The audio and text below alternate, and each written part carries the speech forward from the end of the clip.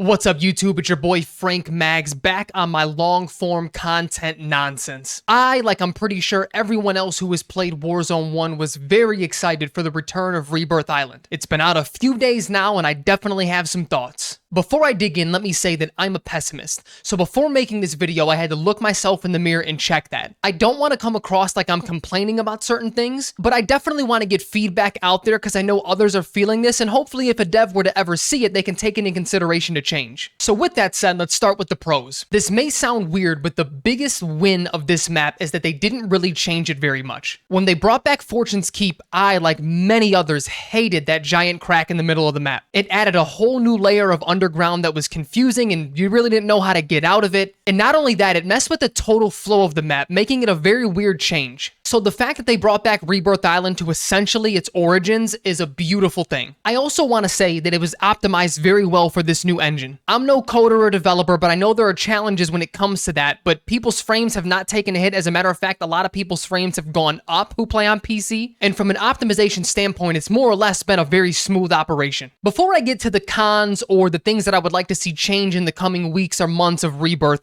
I want to get into a list that I called meh. And the first thing that I want to touch on are the servers themselves. With every single update comes server instability because players are coming back, they're overwhelming the server, or whatever's happening that makes them a little laggy. So this is partially to be expected, but something about the servers right now just feel very different. Desync and bullet regs seem to be totally out of whack. Again, this could just be normal because of the update, but if that doesn't change in a week or two, I'm going to be very upset. The other thing that I put in the meh category is the brightness and saturation of the map, or maybe just the whole color palette itself. I can't tell if I like it or hate it, and that's why it's in this category. When you're outside in certain areas of the map, the vibrance is beautiful. The colors are beautiful, but there's these weird things with the shadows that contrast that make it almost unplayable in certain areas. And I can't exactly tell if I want the outside shadows to be brightened up or the saturation to be brought down to almost meet that level. It's been a weird dynamic so far. This could also be a me thing. I've been messing with my monitor settings, my NVIDIA settings. I've gotten it to be better, but it's not great. Okay, on to the cons portion of the video.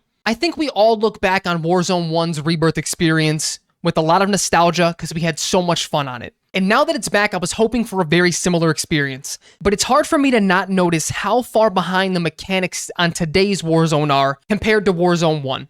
The dead sliding, the not being able to jump through windows, the weird auto tac sprint stuff that goes along, not being able to put on plates half the time. I know Raven has worked very hard to get the mechanics caught up, but there are still way too many scenarios in which it's so clunky. And to be quite honest, I don't anticipate that changing until the next Call of Duty releases in November. And I don't really want to harp on that too much because these mechanics have been here since day one, but something about having Rebirth Island back and reminded me of how far behind mechanically we are from Warzone 1. Anyway, moving on. I touched a little bit about the shadows outside. So that's what I mean by that is the shadows that are cast by the buildings when you're running outside. Let's talk about the shadows inside of buildings. It has been more than a dozen times that I run into a building and someone's just sitting in a corner and they are completely invisible. The other weird dynamic when it comes to shadows inside of buildings is when someone's staring out of a window, they are also invisible. You just can't really see them. All that to say, the shadows inside buildings are way, way, way too dark. They either need to put lights inside of these houses or turn the brightness way up on these shadows inside because it is tough to have gunfights inside when you don't see anybody. The last con that really stuck out to me after playing this for a few days